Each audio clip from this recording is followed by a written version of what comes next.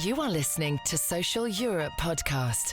We discuss cutting-edge thinking on politics, economy, and employment and labour with some of the most thought-provoking people around, including Nobel Prize winners and other internationally acclaimed experts. So welcome and enjoy the conversation.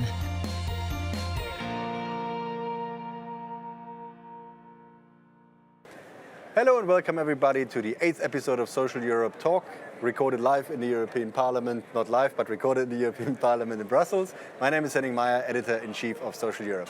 As always, I'm joined by a great panel of people. Today on my right is Montserrat Mir, who is from the Just Transition Center of the International Trade Union Congress. To my immediate right is Stanislas Jourdan from Positive Money. And last but not least, a frequent guest of the show, Javi Lopez, Member of the European Parliament from Spain. Today our topic is the just transition and what it means. And Montserrat, please let me start with you.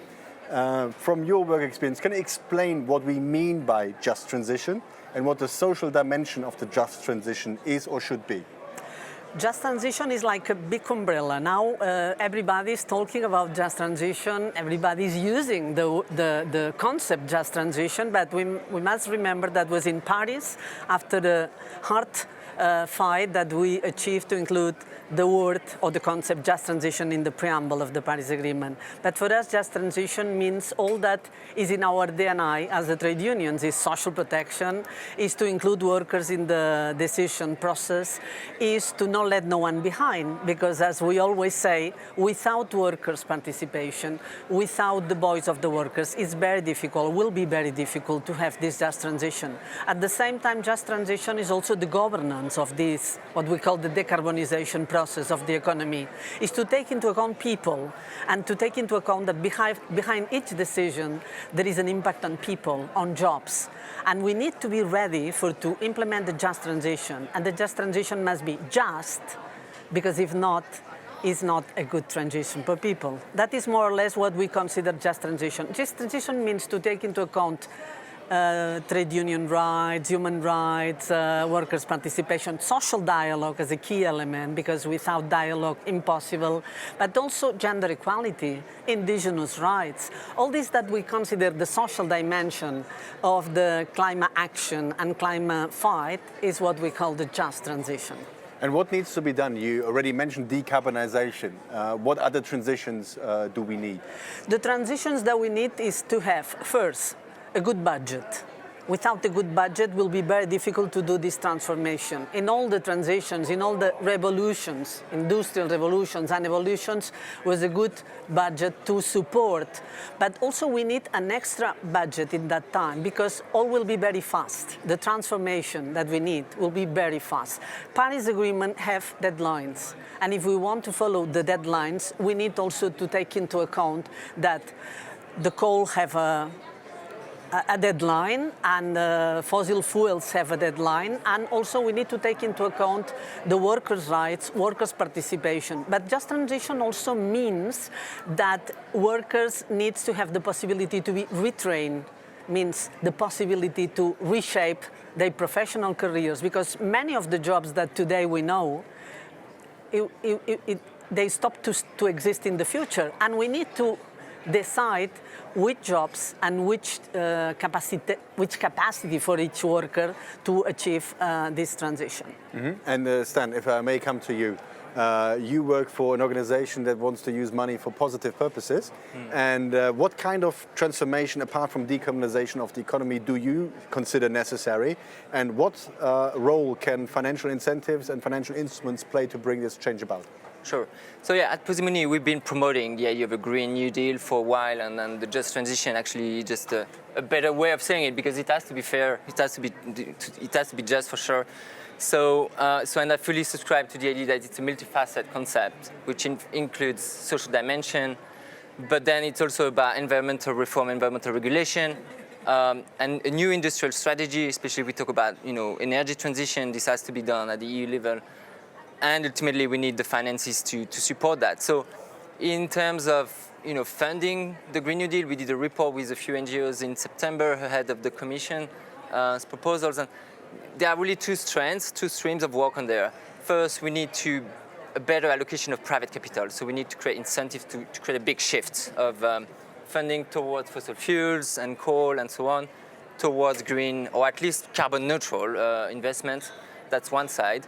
But that's not going to be enough. We also need additional funding for public investments. This is key. I mean, we have barely, we are 10 years after the crisis, and right now we only have barely recovered the level of spending and investment that we had prior to 2008. So it's not enough, and that's why the Eurozone has been stalling behind. So in fact, what I find really interesting now at the current juncture is that we know there's a new crisis coming. There's a recession coming already in Germany, and it's going to follow elsewhere in Europe. We have this climate crisis, and we have the monetary policy of the European Central Bank that is not working anymore. The ECB, the European Central Bank, has injected 2.6 trillion euros of money through quantitative easing, and we barely see the effect, right? It helped a bit, it softened, it helped. Mario Draghi has helped to get us out of this terrible self-fulfilling Eurozone crisis, and the Greek drama is behind us, but the European Central Bank has not managed to get on track with its inflation target of 2%. So that means we have a lot of capacity in the economy. There's a lot of we need more aggregate demand, bluntly, and this can be done through this Green New Deal or the Just Transition, because there's an opportunity that the European Central Bank is already injecting a lot of money. Now it's not going the right place, but the great news is from last week actually that the European Investment Bank has finally agreed to a new lending strategy that will remove fossil fuel, green. Do more green lending, increase the size of the lending volumes of the EIB up to 1 trillion, up to 230.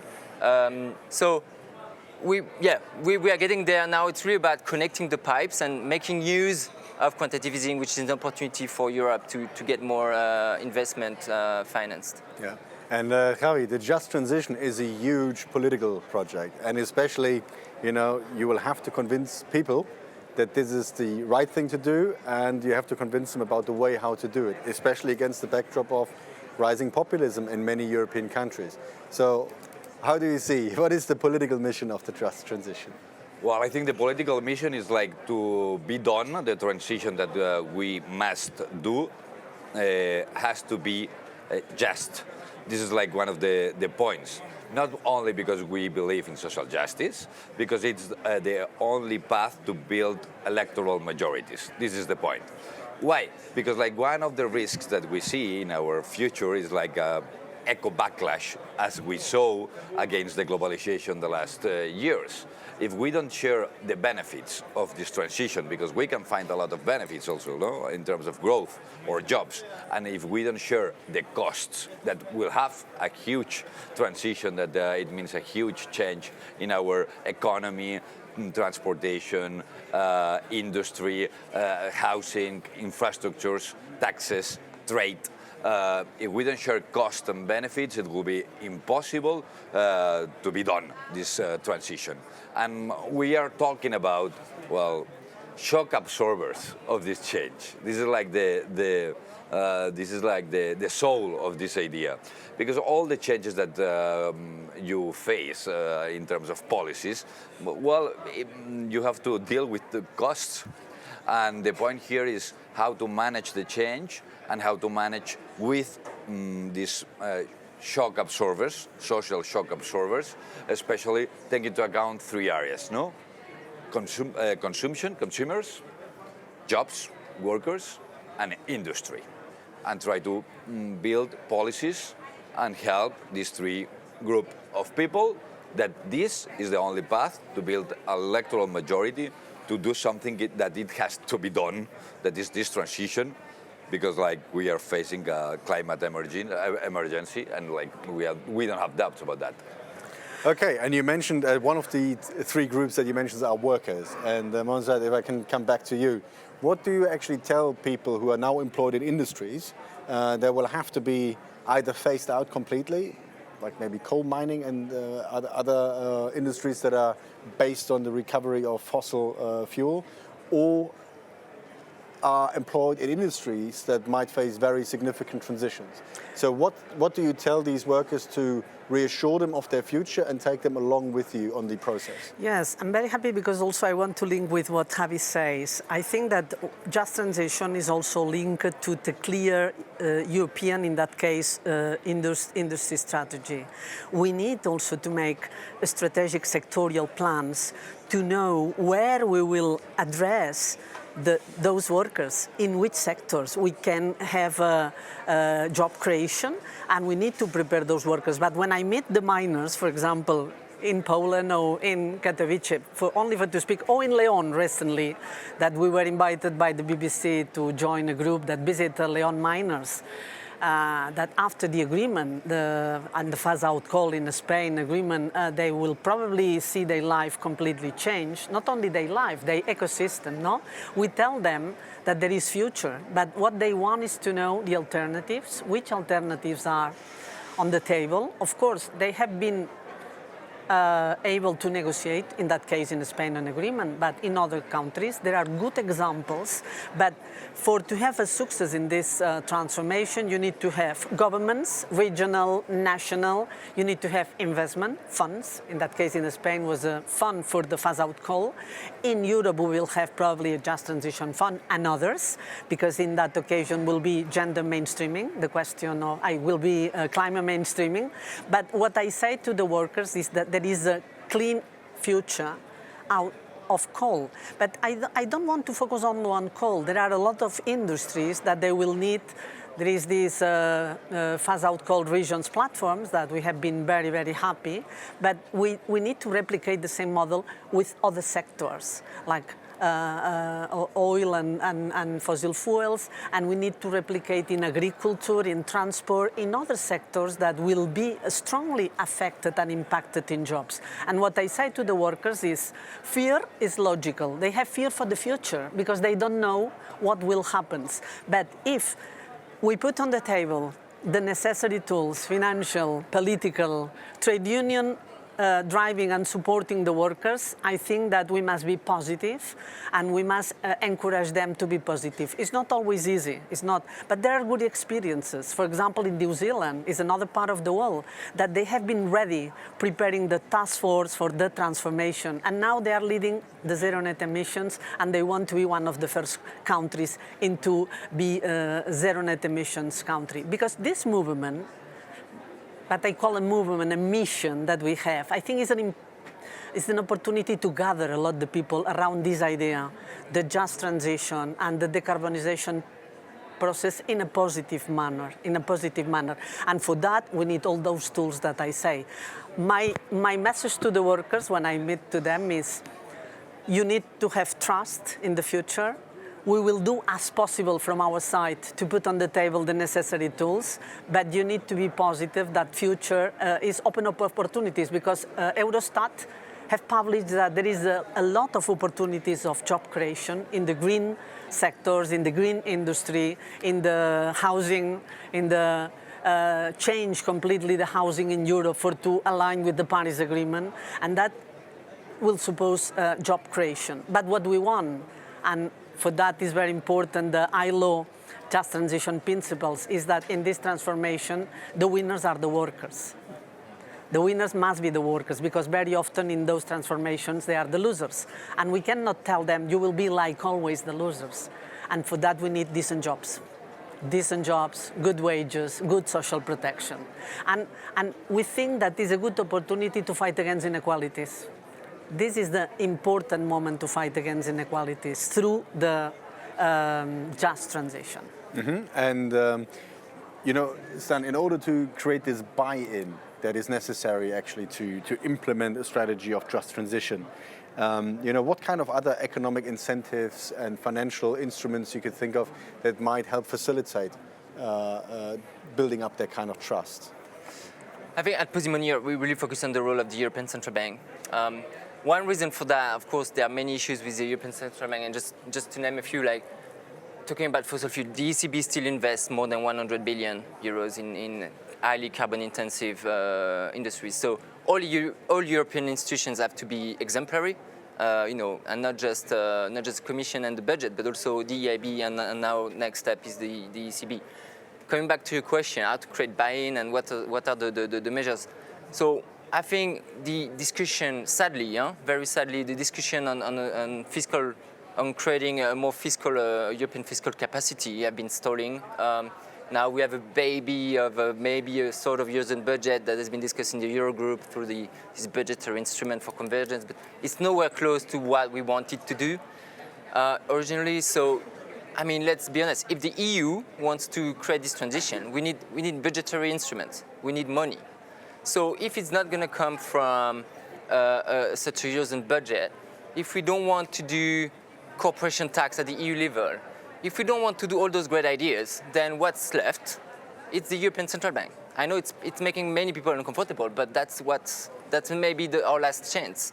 So our proposal is really to say, and that's, I think the fact that Mrs. Lagarde has now become ECB president is a very, very encouraging news for that, because what she said when she was here in this house in September before her appointment is that she wants to put climate change at the core of the ECB's mandate. What does it mean? That means, okay, first looking at the risk that the transition includes, and the fact that if we don't transition, it's a risk, but also the fact that we do the transition is a risk for the workers and for industries. And so now this is a matter of concern for central banks.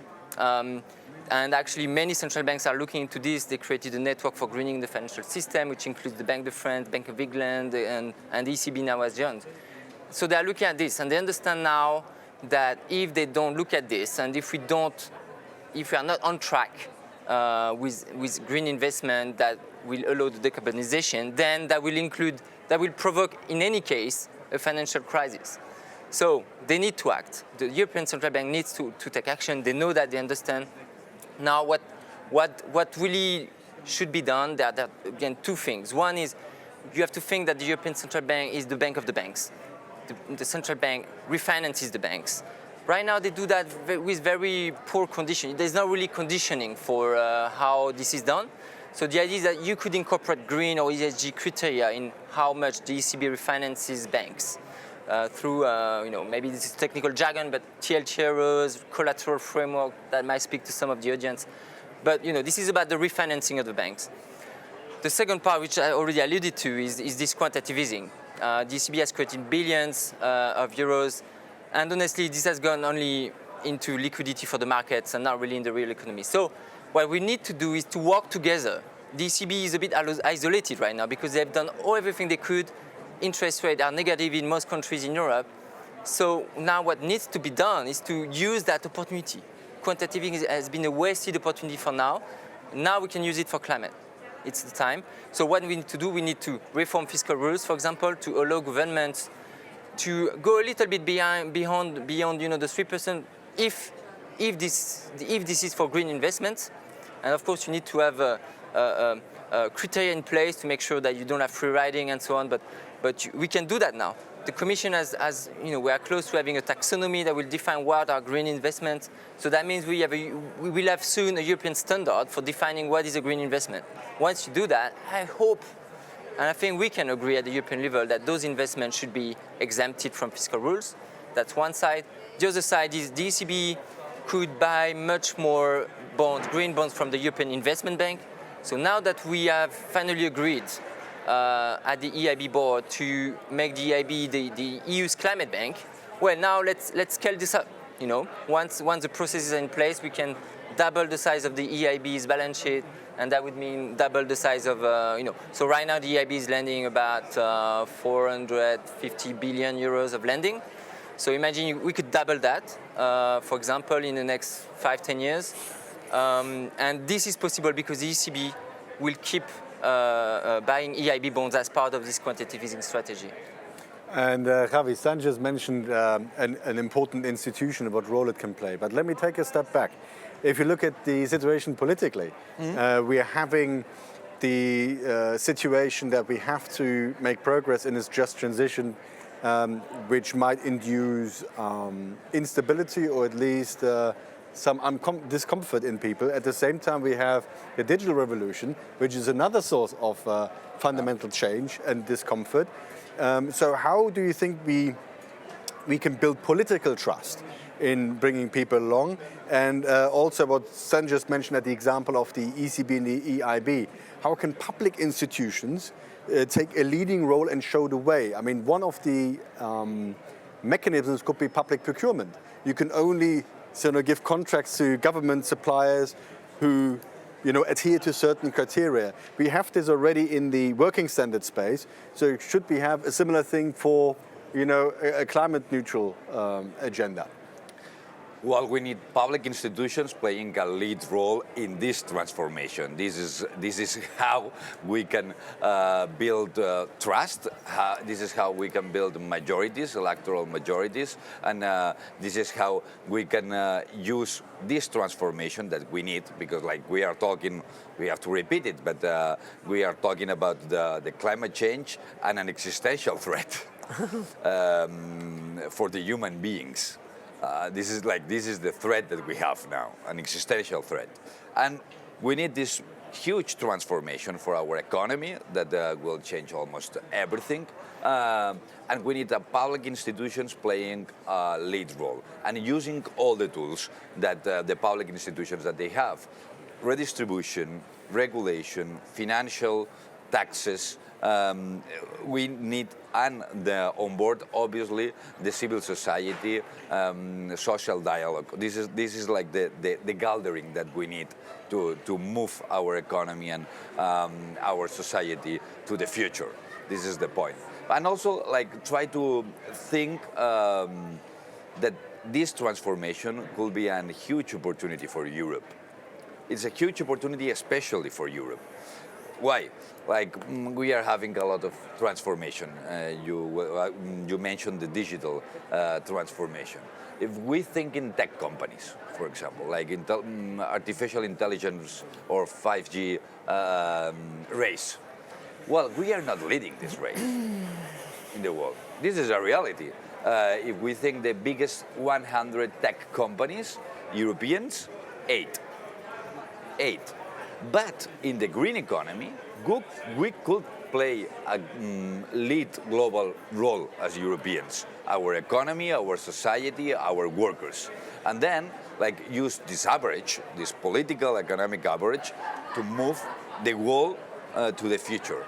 And not only in terms of economy, also in terms of how we, the Europeans, believe the international order should be organized.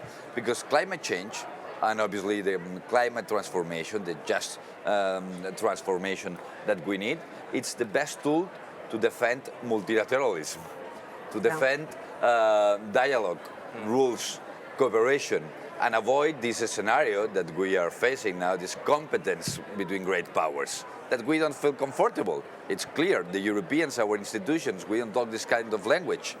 But when we talk about climate change, you can't compete against the climate. No. It's impossible. You have to cooperate to face your threats with the climate. And for this reason, for Europe, it's a huge opportunity. Okay, let's go on to the opportunities.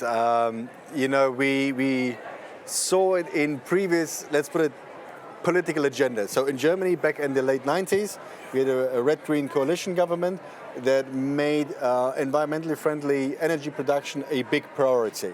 And it led to certain economic incentives and also creation of technologies and jobs. So if we want to stress the opportunity side of this just transition, what role do you think does new technology play in this development? And can new technology also be used in a way to overcome this collective action problem, right? Because what good is it if I stop producing coal and if my neighbor continues to produce coal or even produce more coal? What matters is the overall balance. So how can we make sure that these opportunities are addressed, not just by building trust with the people, but also by bringing online new technologies that will also create jobs for people in the future? I think the new technologies and the role of the digitalization of the labor market of our lives will play an important role. In one side, because they can be a helpful tool in the process of decarbonization. Now we are involved in a nice project run by the Just Transition Center that we try to work with unions, with governments, with companies in different countries And the case is the more heavy industry that they need to decarbonize their production, their systems, and at the same time the consumers, they will have a role to play at the time that they decide, they choose which products they buy or not. Means technology key, for example, in the production of steel, there are new tools in the new technologies to decarbonize the process, and the cement industry, that is important for housing also, means that in each sectors will be very good to use technology to implement the decarbonization process. But at the same time, in this process that the regional side will be very important, because we must not forget that there are regions in Europe that will be strongly impacted, the ones that they have the coal or the mines or the production based on energy sources that are not anymore allowed. They will need to have job opportunities, and new technologies could be a good plan, because if not, we will see what happens in Spain that we call the empty Spain, that we will have, we will exacerbate the geographical differences and competition, and to avoid that all the people moves to the big cities, creating big troubles, and also other parts of the countries are empty, especially the ones that they have the old systems, the old industrial process. We need also to focus using the technology to create jobs. This was one of the important parts of the agreement in Spain and in other parts, to use the technology to create jobs in areas that are not big cities or top regions, top industrial regions. And I think that there are the two sides where the technology could be a good support for the just transition. And at the same time, to avoid this first and second class citizens, because it's what we are fighting too. Mm-hmm. And that's an interesting point, because you can link the technology question with regional policy. So you can see this as a cross-fertilization in different policy areas. Mm-hmm. And I understand. Do you think that the development of this new technology that helps us address the climate emergency, could that be the industry of the future? Yeah, I mean, part of it, of course, I think, but I also think there are low-tech solutions, right? But I'm going to come back to that. So I think from my conversation with central bankers, what's interesting is that they're actually afraid, paradoxically, they're afraid of a green bubble. They don't want to be too proactively supporting green investment because it might create a green bubble. And honestly, I don't really understand this argument because, innovation works by trial and errors. You need 100 failures of startups to get one successful one that would be, Google or Facebook or whatever. So you need this risk. The question is how you finance it. Why did the 2001 crisis, the startup crisis in the US, did not create a systemic crisis as we had in 2008? Because the financing went through equity. When you do equity funding as an investor, you bet, you lose, you win. But there's no impact for other people. It's with your own money and you're on your own if you lose. So I think we need more this kind of financing tools if we want to really innovate more. And maybe, the state, the government can play a role in injecting equity as well. Why not? But then the bigger issue is how do you actually make that technology accessible to everyone? And there, in a way, the money and the thing that I said before about the ECB and the EIB, it's a bit too simplistic. How do you scale that down to the average citizen? That's a real challenge. And for example, many economists are arguing that we need to use public banks, but you don't have development national banks in Eastern Europe in general.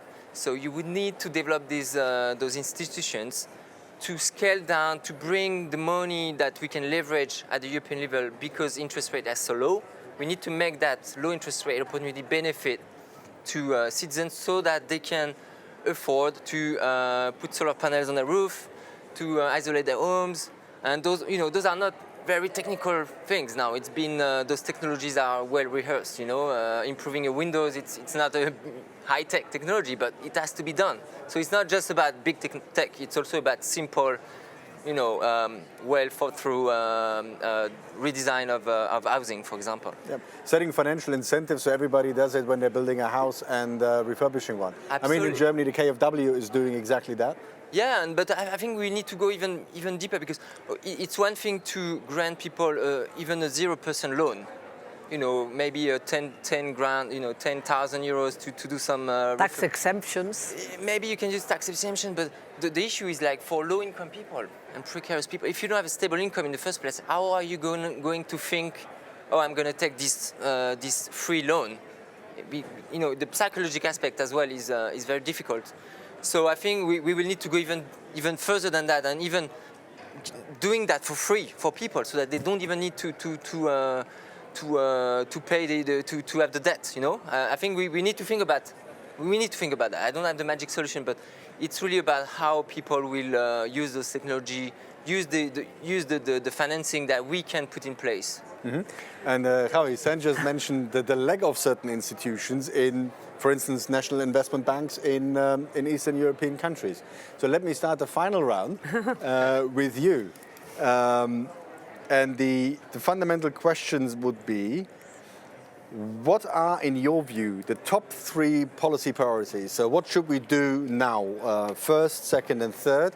And also because, we are having this conversation in the European Parliament, the heart of the European level, European democracy at the European level. How can different levels of government work together? How can the European level work together with the national level and even the local and regional level to bring about the kind of framework that we need? Well, now we will have a new commission, it seems, and this will be one of the priorities of the new commission, this transition. No? I would want to do a small comment about, like the innovation and the technology. The first thing is why we need innovation and technology, because if we want to achieve our goal, now we don't have enough technology to do it. This is like, it's obvious, but we should send this message. Our goal is to have a neutral climate economy in 2050, and probably our goal will be in Europe to reduce our emissions 50-55% to 2030. Okay, for the first step, well, maybe, but for the second step, the long-term step, we don't have enough technology. We don't have it. We have to create it. And then for the reason, we need innovation, we need new technology. And also it's an opportunity because the first to create this technology will be used by the rest of the world. It's obvious, This is first of all. Secondly, about policies, tools, priorities that I think we should have. We are talking about the just transition. We are talking about here. We are talking about the Just Transition Fund. Mm-hmm. Okay, this is something that we will need, like mobilize resources, public resources, European, but it will be not enough European. No, also national, regional, local resources to do it possible. No, to go with this transformation, to create these shock absorbers, to help the industry to change, and also to help the workers maybe to change their skills and their jobs. This is something that we need. Just Transition Fund to do it possible, the just transition. Secondly, a climate law. This will be one of the priorities of the new Commission in the first months. Theoretically, they have to deliver a climate law to say, okay, we have goals, we have the Paris Agreement, we targeted goals, but now we need step by step what will transform in our transport, economy, mobility, and so on. Climate law, Just Transition Fund. And third, the carbon adjustment. This is something about trade. A tax in our trade, international trade, that it has completely sense. It has completely sense because, like, one of the risks that we have is, okay, we do our homework, but then we import emissions and we make weaker our industry, like a disaster. And this is a risk that we can have. And to try to avoid it, we need a mechanism, and this is a clear mechanism that we can. It's complex, it's not easy. All the specialists, they are trying to say, okay, how to do it? We have to think a lot about that, but we should do it in the next years. And for instance, there was one discussion about the Mercosur investment, the trade agreement. Should you put something in there to protect the Amazon, for instance? Should you use these trade relationships to further environmental goals?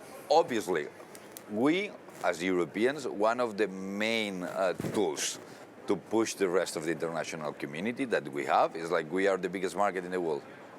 The biggest market in the world. And our trade agreements must be a tool to change the world in the direction that we believe as Europeans. And the social clauses, for example. Social clauses, obviously, consumers' rights, privacy, environmental clauses, data, and obviously environmental clauses. And with Mercosur, that is like a huge region. We are talking about Brazil and Argentina, no? Huge region, really important for our biodiversity, really important for our atmosphere.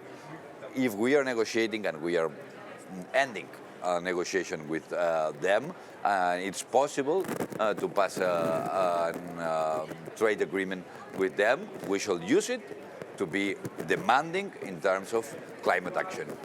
Okay, and Montserrat, what are your top 3 priorities and how can the European level work together with the national and regional levels? Top 3 priorities is that just transition must be done with social dialogue, workers' participation, but also there is an important topic that we didn't mention, is the role of the investors. The investors, they have an important role to play, not only the public, also the private.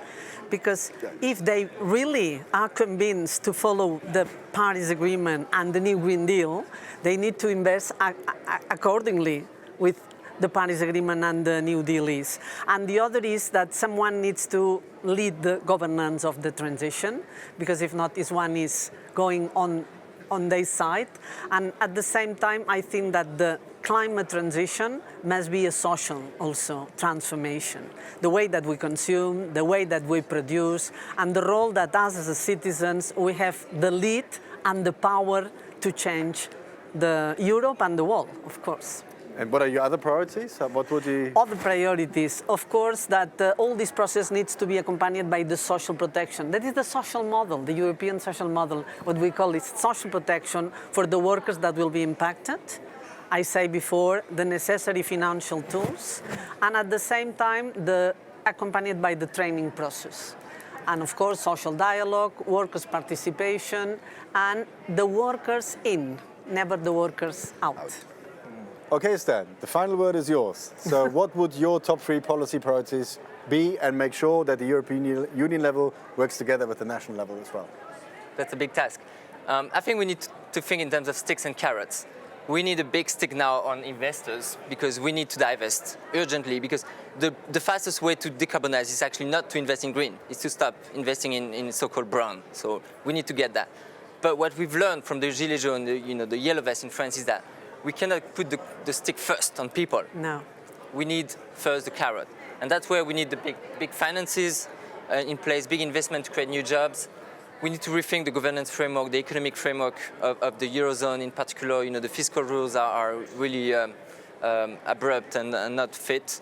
And work on more public investments through the EIB and National Investment Bank. And as it was said by Javi as well, I think, on the long term, we need to work, in the meantime, while we do all of that, we need to work on the carbon price issue, because as long as we don't have this carbon price that incorporates, the cost of externalities on all companies, all we talk about will not be hardwired into the pricing and therefore on all the behaviors of consumers as well. So we need to do that, but I think let's take the time to think about how to do it. And I think there's an interesting conversation going on, and which is a big opportunity, I think, because now economists are realizing that if you want to do the carbon price, in order to make it fair, you need to make sure the money goes back to the people. Exactly. And there you can think in terms of training programs, even minimum income schemes could be implemented.